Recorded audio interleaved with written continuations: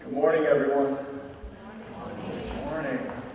I am so glad you could be here. We're going to have probably a few more people rolling in, but out of respect for your time, we'll go ahead and get started. We're also going to videotape this session so that for the parents that couldn't be here, they'll be able to watch it, and we'll post it onto our website tomorrow. I'm saying that because normally with this small of a group, I would stand down there or a little closer rather than up on the stage. But I'm going to make sure that we get a good videotape. So all of our parents that are working or whatever that couldn't be with us today will be able to watch it and get the information as well. So I'm David Vannasdall. I am the superintendent of Arcadia Unified Schools, and I want to welcome you to Arcadia. I had a chance to ask some of you as you were coming in this morning about how new you are, or is this just a new child, or are you new to the city? So real quick, a show of hands, if you're brand new to Arcadia as the city this past year, this summer, could you raise your hand? Okay, so many. All right, thank you. Well, I welcome you, and I want you to know that we understand this is a big move for you and a new chapter in your life, especially if this is the first child that you have going to school. I have 5 children, 3, I know, go ahead.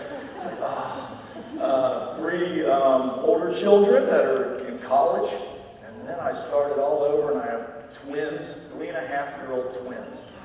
So I enjoyed it so much, I said, I want to do this again. So I've been there, and but as we all know, every child is so different, and there's no textbook on exactly how to raise a child. So I've been through the good times and the challenges of raising kids, and I know you're in the middle of that too.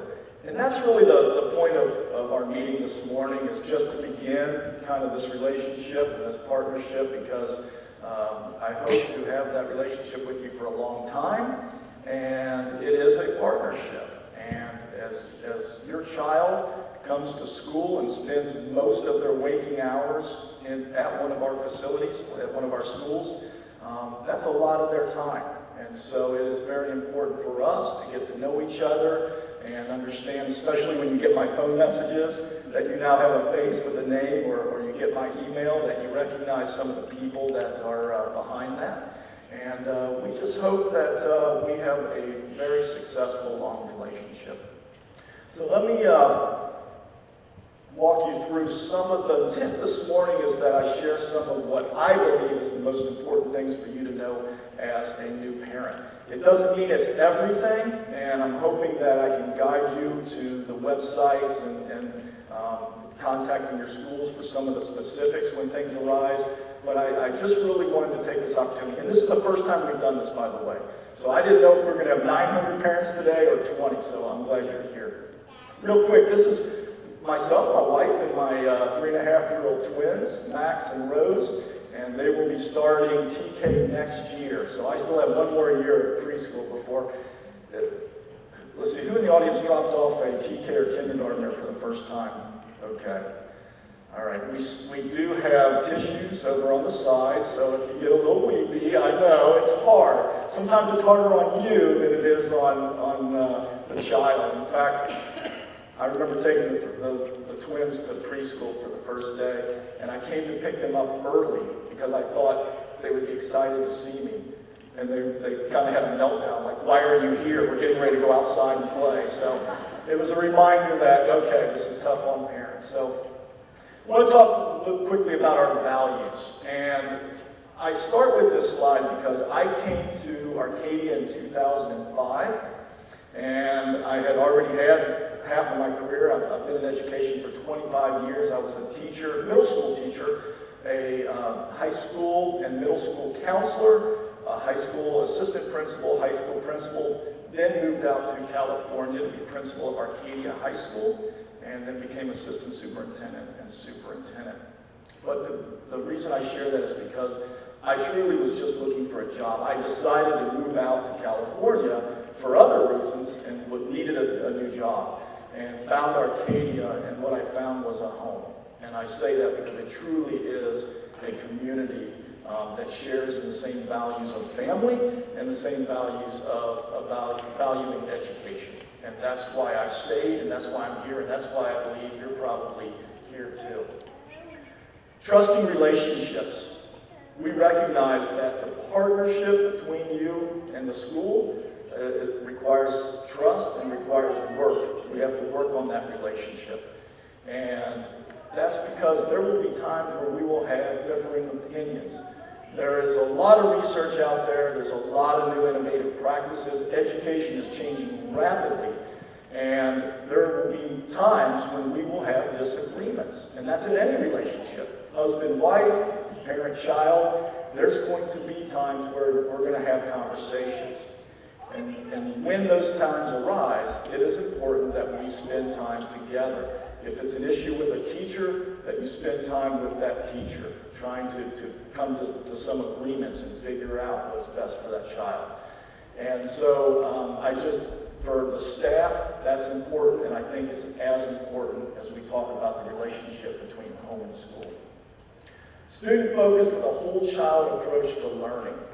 We have high academic expectations in Arcadia. We're known for that, but we also focus on the whole child. We believe in the arts. As you can see, this beautiful performing arts center that's fairly new, but we didn't have one for many, many years.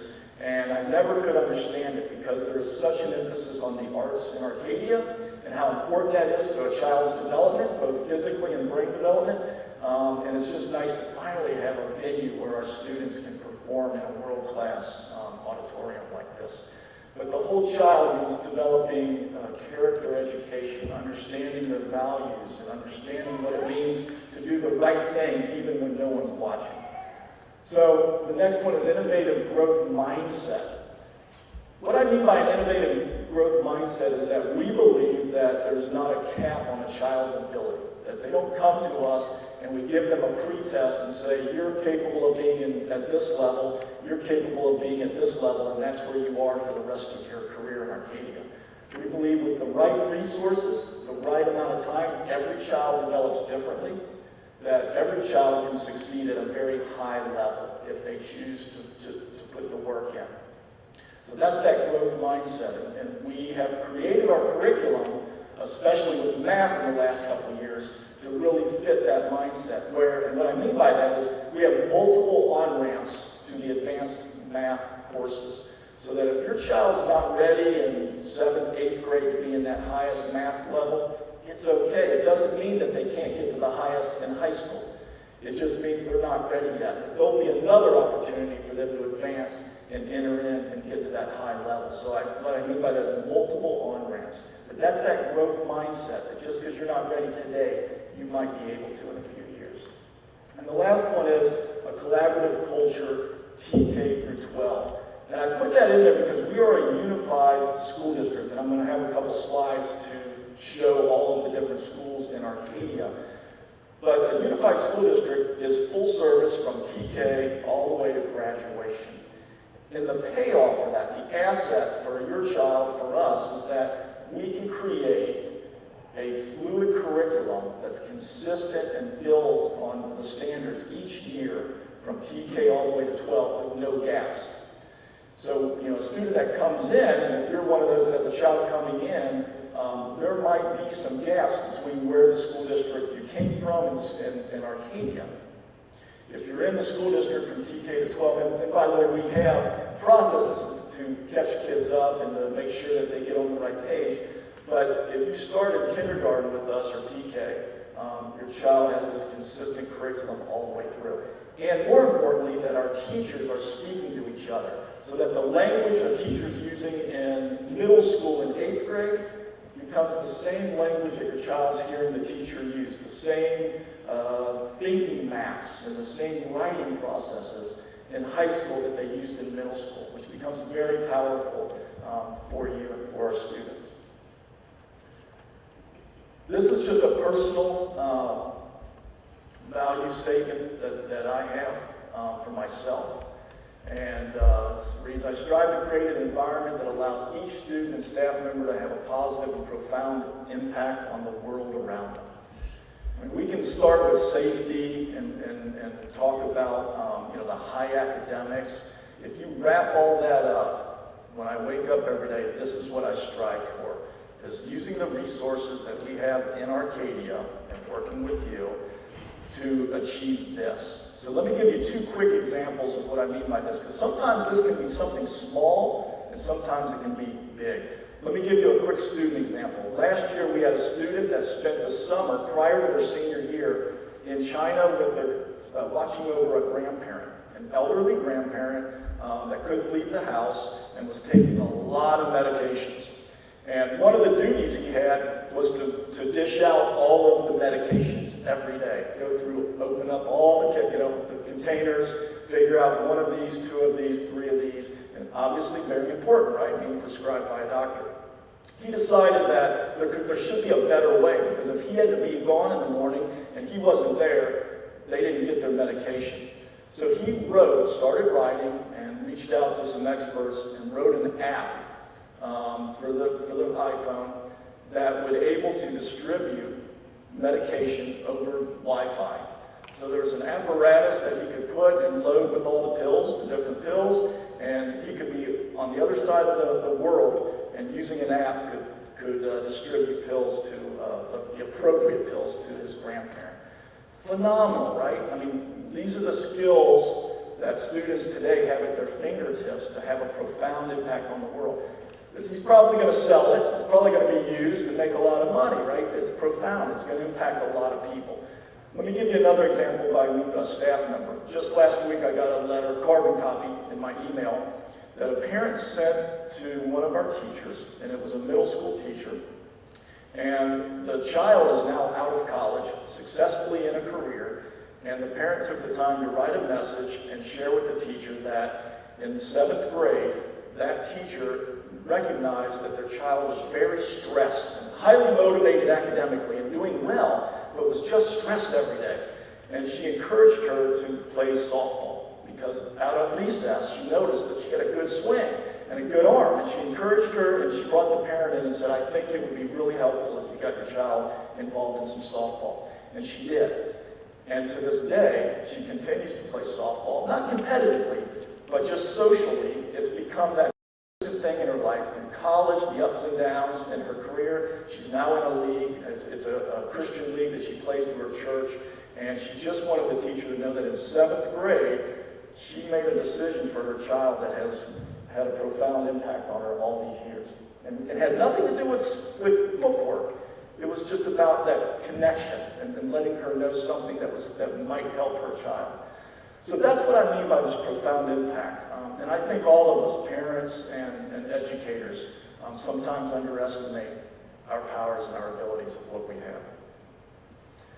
So let me talk about the tradition of excellence. How many of you, by a show of hands, are living in Arcadia because of the school district, because of schools?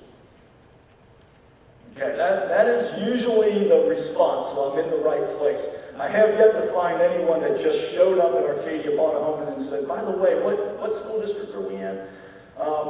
I want to take a moment to recognize that. It is really important, I think, that as educators in this district, all of us, administrators and teachers, recognize that you, as parents, have made an enormous sacrifice to be here in Arcadia. If you've decided to move here and buy a house, I know the sacrifice that takes. I'm aware of that. If you've already lived here and decided not to move out, you're still making a sacrifice because of the property values and what you could give for your home. So I just want to say that because I appreciate the fact that you are choosing Arcadia schools for your child. And that's a big deal. I mean, that is the most important thing in your life. So I appreciate you being here and want to thank you for that. So what I want to share about the tradition of excellence is you need to know that reputation brought you here. So what was it that built that reputation? Because now that you're here, it's on your shoulders. Because you, as parents, are now standing on the shoulders of giants. That's the parents that came before you. And I, as an administrator, am standing on shoulders of giants that helped build this reputation that was here way before me. So I want to go over a few of those. Let me start with the Board of Education. And before that, I should have put another header there. I know this might be obvious to some people, but we are a public school, which means that a lot of our board policies and a lot of our rules and regulations are governed by the state of California. And not everyone understands that. I'll get calls sometimes where people be like, I heard there's a new science curriculum that the state's talking about, and if you guys use it, I'm going to be upset, or something like that. And I have to remind them that, well, we are a public school, and there is a governing body, a board of education for the state that makes a lot of those decisions. We get local control, and we do have some decision making, but some of those things are not our decision. We have to follow those, so it's just important to have that. But let me talk about our Board of Education. And I'll pause for a moment there because some of our board members are here, and I think I want to recognize them because the fact that they're here is exactly why I'm sharing this, is that they share the vision, and they set the vision for this district, and it's important to them to be here and let you know how important it is that they get to know you and you know who they are. So let me start with Janet Chu, our board president. If you can just wave and say hi. And then we have board member Lori Filippi in the back. And we have board member Kay Kinsler, so we'll just say hi. Thank you all for being here. One of the things that's important for you to know about our board that contributes to this tradition of excellence is the fact that they have all had students that have come through the school district. Starting like you in kindergarten or TK and going all the way through the system, and many of them are now out or in college. And we have a couple board members still with kids in the district. I say that because they've walked in your shoes. They've been through the good times, they've been through the bad times, the struggles of raising kids and friends and everything that comes with navigating a school system. And they recognize that it takes good relationships and sharing and being there for each other to help raise. That takes a village to raise a child. So, but our board members, what happens is after they kind of get through the whole system, and they're involved in PTA and Little League soccer, they're coaches, they're room moms, they're room dads, all of this, we convince them to run for school board and be a part of the decision making at the top because they've been through it all. They've proven that they're so involved. They understand how the schools work. And so that has created a consistency in Arcadia that you don't see in a lot of school districts because it is an elected position, which means a lot of people are running for school board as a political role in order to move on to a city council role, or they have an agenda that they want to see happen with their child, but they're not looking at all of the children. So that's just important to share. Innovative practices. It's important that you know that when I say tradition, I want to define that and say that the tradition is innovation.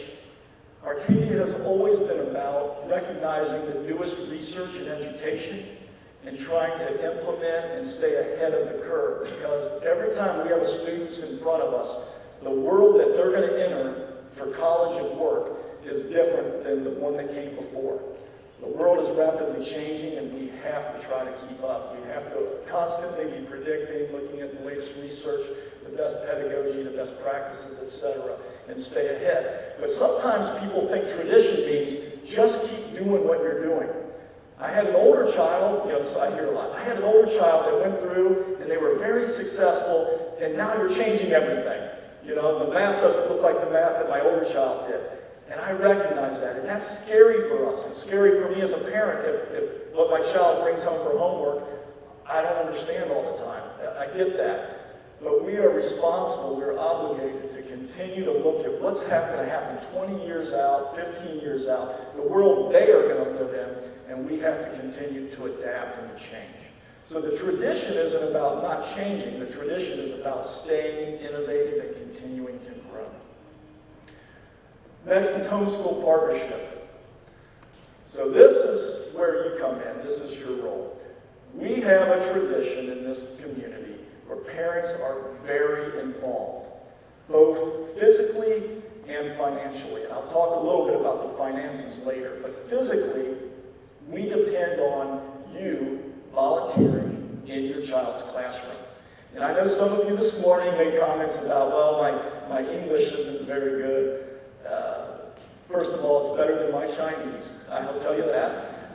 And you don't have to be able to speak perfect English to be able to help in a classroom. I assure you, teachers will be so thankful if you're willing to help. And there's so many ways that you can help out. And actually, your Chinese might be an asset at times if that's what you speak at home. So I want to encourage you and let you know that it's not just a bonus if you're able to. We depend on it. We need you to be actively involved in the classrooms and with the parent clubs and organizations that I'm getting ready to talk about. So the first one is PTA. Most people have heard of Parent-Teacher Association. This is a national organization. And part of your membership dues, and when you went through registration, you probably saw a packet or information on PTA. That's a national organization. Some of the money when you join that goes to the national organization and the state level, and they help lobby for education at the state level, for monies from the state and from the governor for education. It's very important. But at the local level, it's not a fundraising group. PTA is about supporting the schools for volunteers, parents being involved in the schools so that there's a partnership and there's a parent voice. So I want to encourage you that being a member of PTA is not an option. You need to be a member. If you can't make all the meetings at your school, that's okay. You'll get on an email list, you'll get the information. If and when you can make a meeting, that would be great. But being a member is vital to being a parent in Arcadia. It's so important. At most of our schools, we have 100% parent participation. So please, I ask you to keep that going and join, and it's a small amount of money, but it says a big deal about your support. The next one I want to talk about is the Arcadia Education Foundation. Now, PTA is more about volunteer and partnering with the school. The Education Foundation is a fundraising organization. Their sole purpose is to fill the gap between what the funding we get from the state and the funding it takes to run this district. So they do some big fundraisers each year. One that's coming up in September is called Bright Nights, and that's a big fundraising night, the gala that they have. And they also run our summer school, which is a for-fee summer school that parents pay for their children to go. But all of that money comes right back to the school district to help run the school district. So you'll be introduced to that. They have elementary, middle, and high school summer courses. Enrichment, obviously, at the elementary and middle, and then at the high school, a lot of our students are taking courses to get ahead so they can take some AP classes. But being a member, again, of Arcadia Education Foundation, just essential. Look, if you haven't already joined, look for a way that you can join. That one isn't a set money amount. It's at the level that you can contribute. But we really want to see 100% membership with all of our parents. And then as you can join in with the activities that they're having at your leisure, that would be fabulous. The next one is the Arcadia Performing Arts Foundation. And we're sitting in this beautiful new arena. And part of the Performing Arts Foundation is to continue to support arts K through 12 in Arcadia and to support this beautiful venue.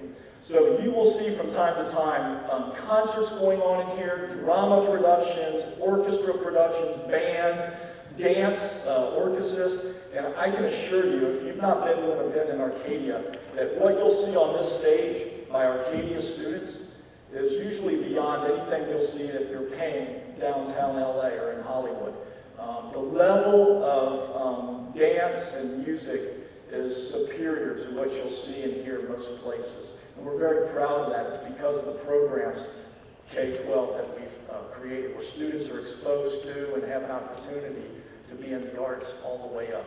But in addition to that, our foundation holds concerts with well-known bands. And so you'll be if you look for the flyers on the Performing Arts Foundation, you'll see all the shows that are coming up. And there were some flyers out in the lobby, I think, that you can grab. But again, I'm going to ask that you look for a way that you can contribute and join in the Performing Arts Foundation. Maybe buy season tickets to help support. Not only do you get good shows, but you get to support arts, K through 12 in Arcadia. All that money comes right back to the students and specifically the arts. And then there's a whole host of parent booster clubs. And I can't list them all, but there's everything from Chinese Parent Booster Club, Hispanic Parent Booster Club, there's the extra point for the football team, the diamond group for baseball. Basically, these are the specific groups that are tied to specific activities that your child will be participating in, maybe in elementary, but throughout middle and high school. And my point is, all of these are necessary. It's not which one do I want to participate in. And I'll explain the funding and why that's so important.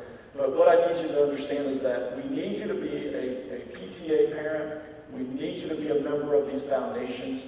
And then when your child gets involved in specific events, where you can help support those specific events, whether it's baseball, soccer, etc., we appreciate that as well.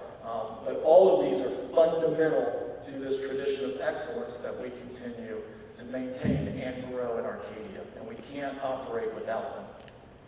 I wanted to mention that we've had a Measure A parcel tax that is up this year, but that was passed by the voters. It's been providing $3.5 million per year, and the key to that is it's local money. It's revenue that the voters of Arcadia voted on that comes to us, and it can't be taken away year to year by the state, which is huge because sometimes for us, we have a good year where the governor says, here's more money, and then the next year, the economy's bad and they take money away, and trying to have consistent programs for your kids without saying, now we're going to have this, but then next year we take it away. That's the key to this local money, is that local revenue allows us to have programs that stay, like the arts, that we don't cut just because we're having a recession. A lot of school districts, when we went through the economic recession the last few years, cut their arts programs. We did not, because of the local money that the citizens provided. So real quick, because you've probably been intimately involved with one of our schools, I want you to know what we have as a K-12 in the district. So we have about 9,500 students total, okay? We have 6 elementary schools: Baldwin Stocker, Camino Grove, Highland Oaks, Holly Avenue, Hugo Reed, and Longleat Way.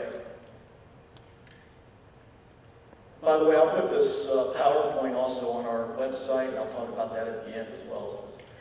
We have 3 middle schools, so we have Dana Middle School, First Avenue, and Foothills Middle School. And then all of those feed into one comprehensive high school, which is Arcadia High School, about 3,500 students this year. And our population is maintained. We've gone down just a little over the years, but for the most part, we're hitting all of our projections on population. And then we do have one alternative, an adult education site, and that's Rancho Learning Center. That houses things like homeschooling. We have a homeschooling program. We have sometimes child athletes and child actors that can't be in school all day, so they attend that, and that's located here. Mirai Nagasu is a good example of that. Mirai won the Women's National Figure Skating Championship a few years back, Japanese-American, and became this huge celebrity and is continuing to skate. But she's an example of she couldn't maintain sitting in class for 8 hours with all the training going on. So we have ability to educate people in alternative fashions. So here's a snapshot of the class of 2016. We're very proud of this, obviously, because all of the work from kindergarten all the way up to 12 is accumulating and trying to get to that point of graduation where we send those children off to college or career, ready to support themselves and ready to for whatever they choose next, and hopefully continuing their education. So you can see up there how many graduates we have, about a 99.2% graduation rate, average grade point average of 3.38, which is impressive, average SAT score of 1840. So this is just some of the statistics on our students last year that graduated. And important to parents and me, I whisper in my kids' ears at night, scholarship. $3 million in scholarships earned by our graduates last year. Very impressive. And then just some of the awards, and I used to have 3 or 4 slides, but I mean, the reason you're here is because you know of the reputation for excellence. So I don't need to run through that long list, but Arcadia High School named as one of America's top high schools in 2015. We no longer have the API score. The state has changed this ranking and number, so it's no longer relevant, but when it was 2 years ago, obviously all of our elementaries, middle schools were above the 900, which puts them in the top in the state. We have amazing facilities, and that's because of, again, the generous people that live in Arcadia. I put at the top there Measure I. It was passed in 2006, and it was $218 million to basically renovate and touch every classroom in Arcadia schools. So every classroom, regardless of what site, has what we call a classroom of the future. It's equipped with all of the technology that you would hope to expect. Our science labs are beyond what they'll see sometimes in college. Our performing arts venues attached in not just this auditorium, but we have a black box theater for students. We have a state-of-the-art video course where the kids create a news channel every Friday and put on. It goes on and on. And so I can't thank you enough and thank the citizens of Arcadia for providing that. And we're very proud of it, and we're taking care of it also. So real quick about educational funding.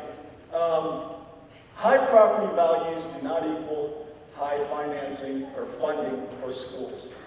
That's a tough thing for people to understand, and so I put that right at the top. Most people believe, and it would make sense, so I understand why it's confusing, I am paying so many dollars to property taxes for my house. What are you doing with the money? So what you have to understand is that property tax goes to the state of California, and then the state of California redistributes that money and sends it back to the schools.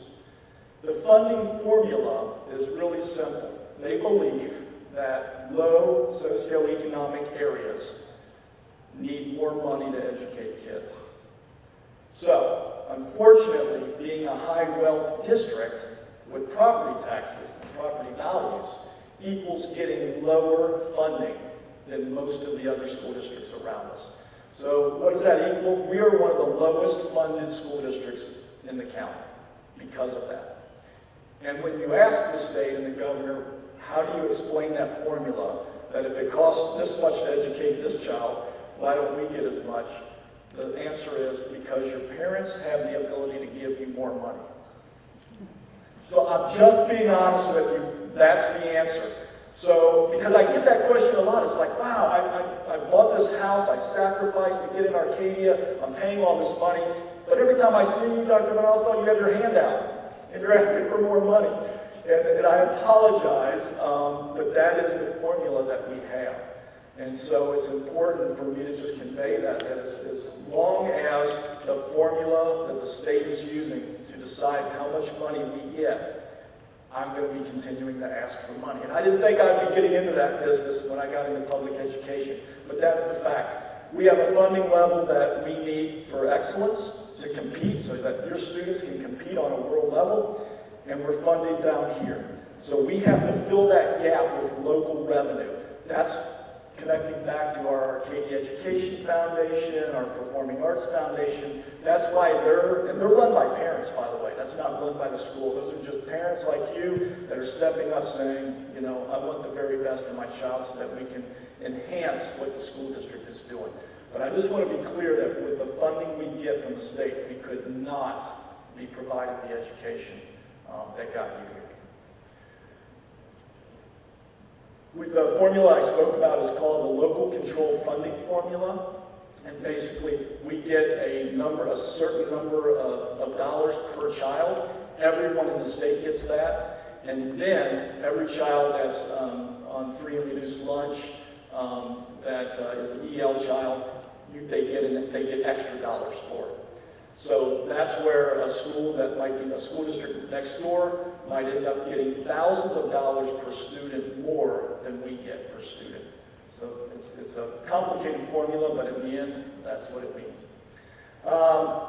We also do get one-time money. So the governor and the state at times says, in addition to that money per child, we're going to give you some money to help implement new things, like the Common Core. That we had new standards, it's now called the California State Standards, but we were given some one-time money to help implement that, because clearly there's a whole new training for teachers and new resources we had to buy. So there is, I don't want to mislead you, there are times when the state gives us additional money for those things. Technology is one of those, infrastructure technology, Wi-Fi, etc. There's times when we get extra money for that.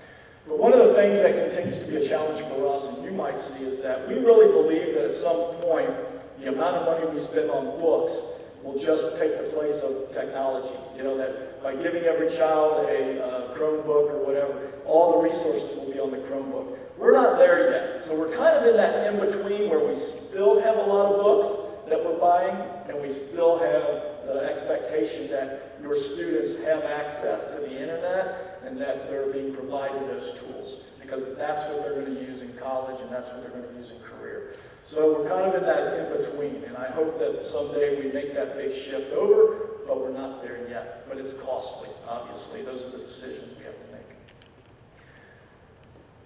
This is the best way that I can tell you to stay up on what's happening in Arcadia schools. We have an Arcadia official website that there's a lot of information on, but it's if you're really interested in something and you want to go and kind of dive down and find it. If you're just interested in day-to-day, what are the wonderful things going on? What are meetings happening? How do I stay aware of all these things? You know, concerts, the Performing Arts Foundation, all of these things. Using Facebook and Twitter, it's been amazing. We have over 200 teachers that are using Twitter on a daily basis, sharing the practices that are going on in the classrooms and specific projects. Facebook, our school Facebook, posts hundreds of pictures. In fact, we posted over 400 pictures from the first day of school of just parents and students coming back to school. And behind at the camera is Ryan Ferran, our public information officer, and he's responsible for maintaining these sites. So please take a picture of it. And if you're on Twitter, please follow me. AUSD_Vannasdall. I do my best that when I'm out and about at events, I'm tweeting out pictures or just comments to let people know some of the amazing things that are going on in our district that you may not know if you didn't follow us. And we're also a Instagram. So that's what I wanted to share with you today. Let's see, how did I do? Wow, a lot longer than I wanted to do. I'm very sorry. But hopefully that now that we've had an opportunity to meet and you have a face with a name, please don't hesitate to contact, to let me know if you have any questions. I encourage you to get involved at the school level. That's the place to start, to be involved in PTA, to sit down and get to know your child's teacher or teachers, build that relationship with them. Those are the people that are with your child all day. And then if they have questions or you have questions above that, please don't hesitate to reach out to the principal or district office. We have a support staff. Jeff Wilson, my assistant superintendent of Ed Services, is in the back. He leads up our entire educational services department. He's responsible for the curriculum and pedagogy that we use in the district, so don't hesitate to contact them as well. So I'm going to end at this time, but I'm going to hang around if you have any questions or just want to say hi. Like I said, this is the first year we tried this, and when you throw a party, you never know if anyone's going to show up. So thank you for being here so I could have a great start to my day, and I hope your students have a great year. So thank you all very much.